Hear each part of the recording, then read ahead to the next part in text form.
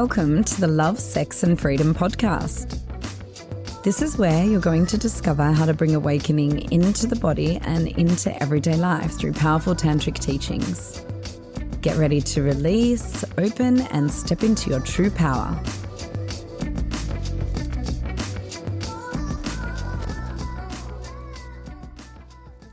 So where there is maliciousness and you can feel that someone is trying to control you and be mean to you and belittle you, then you say, hey, I'm not open to this. This is really shaming.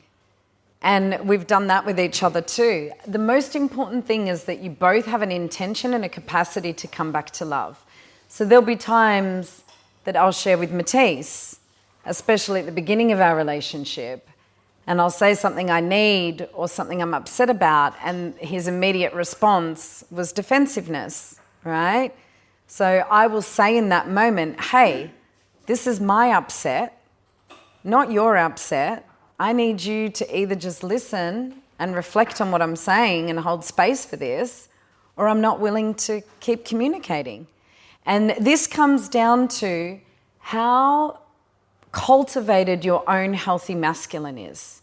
So I will say about myself that majority of the time I am able to reflect and say sorry, right? And that's because I know this piece and I can actually feel what it is that's inside me and say and realize I've made a mistake and I've hurt someone, but that was a process to get to that point. So if you're there and your partner's not there when you're first together, there is this place of teaching your partner how to communicate by what you are willing and not willing to put up with. But that requires you to have your own healthy masculine, not the horizontal masculine that's like, the vertical masculine that's actually holding space for your own emotional body, witnessing without judgment and creating safety so that you are not depending on them and their reaction to be acknowledged.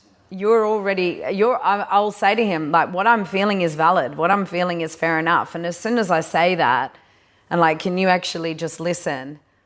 Then he can really hold himself. So what also helps is like if I say to him, hey, I've got something to share with you. It may not be easy to hear. Are you open to that? If I can feel that he's particularly sensitive or we've had a lot going on.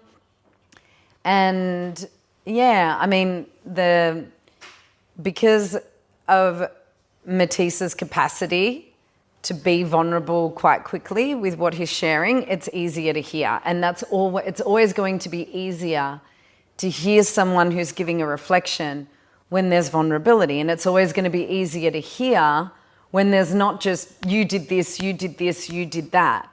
Which brings me to, okay, when you do have feedback for someone, and of course this isn't always going to be perfect when you're upset, but you want to focus on sharing what you feel and what you need as opposed to what they've done wrong. And even that can trigger because you're asking for what you need and then the other person's like, well, I've failed because I didn't give you that. But it's not buying into that. It's holding it solid and actually being open to their truth. Like I'll say to Tees, you don't have to say yes to this. But what I'm feeling I need right now is this, right? So you're taking responsibility for how you feel and what you need when you're sharing feedback.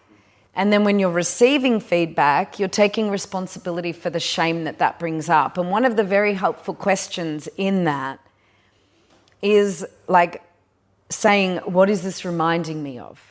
Because you know when someone says something and you're like, why is this charge so fucking big and I want to kill this cunt, right?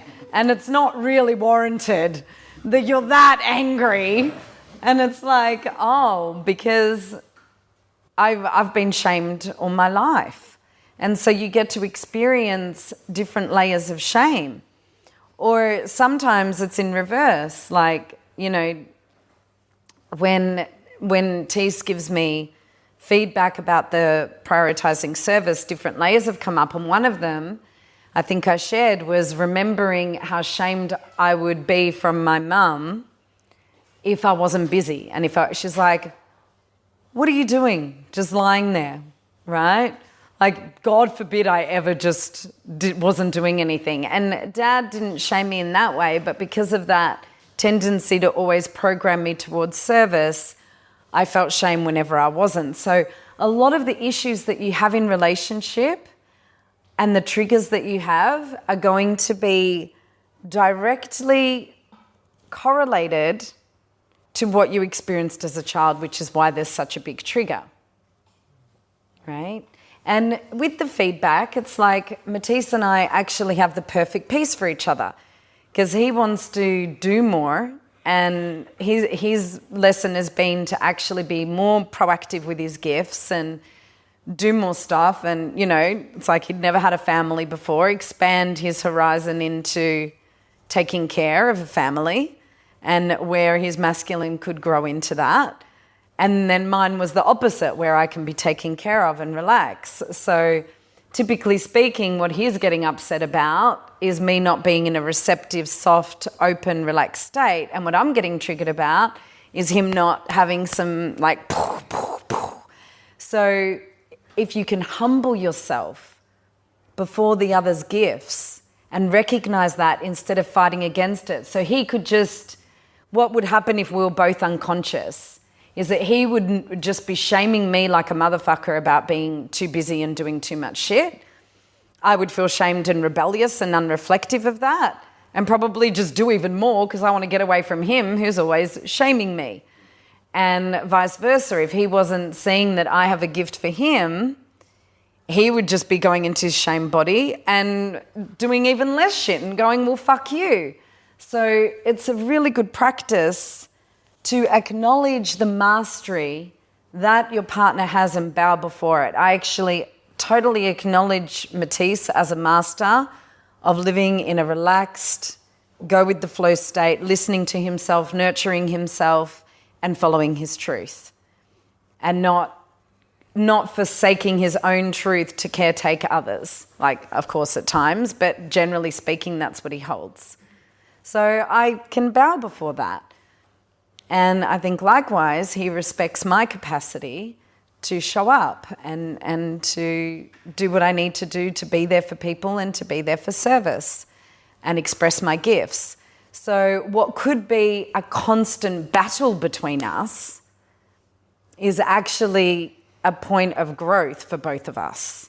And that's always going to be the case. You're going to attract someone if you really want to fuck the person, right? And we have strong sexual chemistry. If you have strong sexual chemistry with someone and there's a lot of polarity, that's usually because they're holding a polarized energy, right? Something that is opposite and complementary. So I'm always really attracted to the divine masculine, to spaciousness, to men who can hold a very wide space of stillness because I need more of that in my life. And the men I attract typically need more shakti and expression and I'm going to say what I need and you know. And so that's beautiful. But if we're just depending on our partner for that and not actually cultivating that within ourselves, then that's called codependency. And it doesn't mean that he can't depend on that ever or that I can't depend on that ever. We absolutely do. I take care of him and he takes care of me. Interdependency is very different to codependency. It's like I'm cultivating it here and it's okay to need it here. And he's cultivating it within him and it's okay to need me sometimes to be the bullet or the firecracker, you know, that's lighting things up a bit. So... And of course, I can go into stillness and he can go into full, but as you can both see from our postures, I'm definitely holding the Shakti and he's definitely holding the Shiva. And you want it to be that way, actually, especially in the way you relate to each other, because otherwise polarity goes. And one of the things I'll be talking about probably this afternoon is this thing of, is anyone here gay? Okay, I can just speak about men and women. Great. Okay, so if you're a man and a woman, if you're fighting for the masculine, both of you.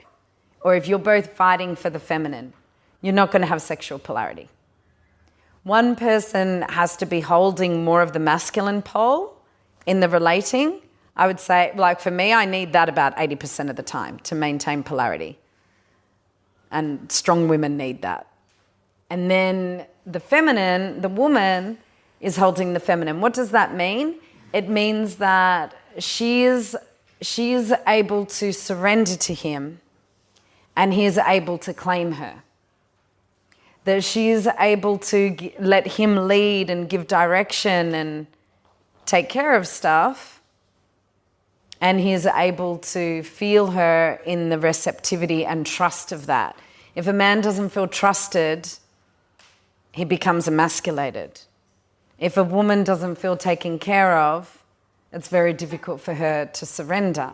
But if a woman is holding majority masculine energy when she meets a man, and she's not open to being taken care of, and she can't surrender in and out of the bedroom, then he's going to lose his manhood. Like, to support a man in his greatness means that you stop telling him what to do, how to do, when to do it, controlling everything, right? And going, okay, we're going on a holiday and this is what we're doing on Monday, Tuesday, Wednesday, Thursday. And, you know, when we get out, can you grab my bags? Can you do this? Can you do that? And I want you to do it this way and that way. And he makes a suggestion. No, I don't think that's a good idea because these are the risks of everything that you're suggesting. And, you know, and it takes time to build that trust. Like when I was first with Matisse and we were going on a holiday to Exmouth on school holidays, and I said, are we going to, you know, we're going up north.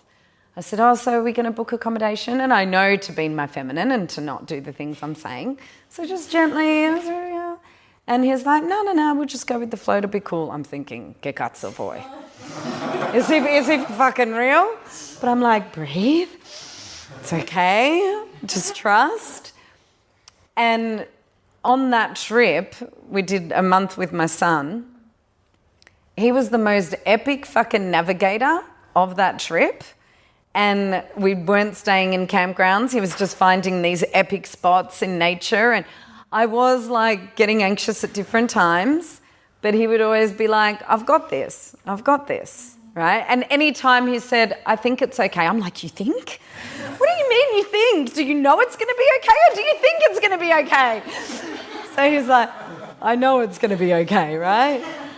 And then, like in that whole month, the only time we didn't have accommodation was in Exmouth, which is like the most popular holiday destination, and we were fine. There was like an overflow campground, and now I just know that about Tees.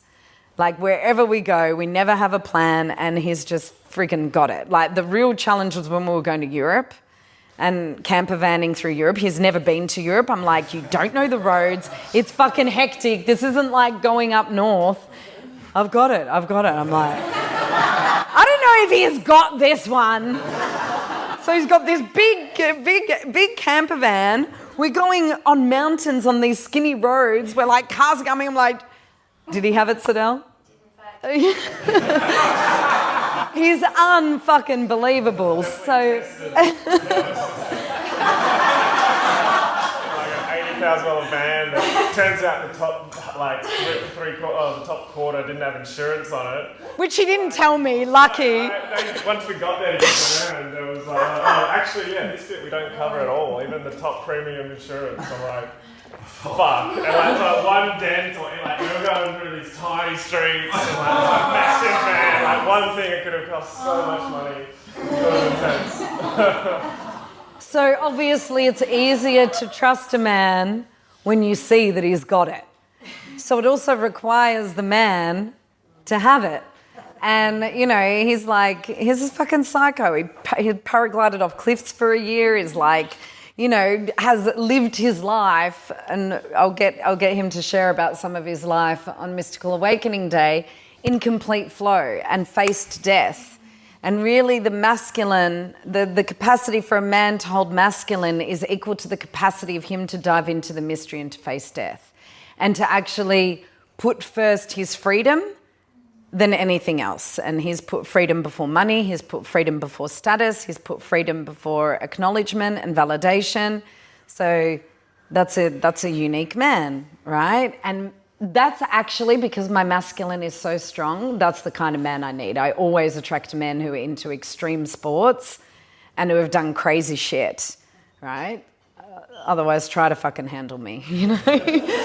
So you'll have your own version of that, but it's really good to get clear. Ladies, get fucking clear. What do I need in a man in order to be able to surrender and trust? And if you need a very strong divine masculine energy, claim that. If you need a strong dark masculine energy that is like earning a lot of money because you want to have babies and you want to be taken care of. It's like so many couples fight because they're incompatible. And men do the same. Like, what sort of woman do you want? Do you want a woman who's going to trust you, who's going to surrender to you, who's, you know, in a lot of her sensual and joyful expression? Then you're not going to go for a woman who's depressed or needing saving. And it's not that there's anything wrong with her or anything wrong with a man who's not in the energy you want. And then you take it a lot less personally and you fight against it a lot less because you know what you want and it's not about the other person. And you just go, okay, we're incompatible. Thanks for listening to the Love, Sex and Freedom podcast. For more great free resources, in-person and online workshops and our retreats, find us on Instagram and Facebook at Embodied Awakening Academy or visit embodiedawakeningacademy.com.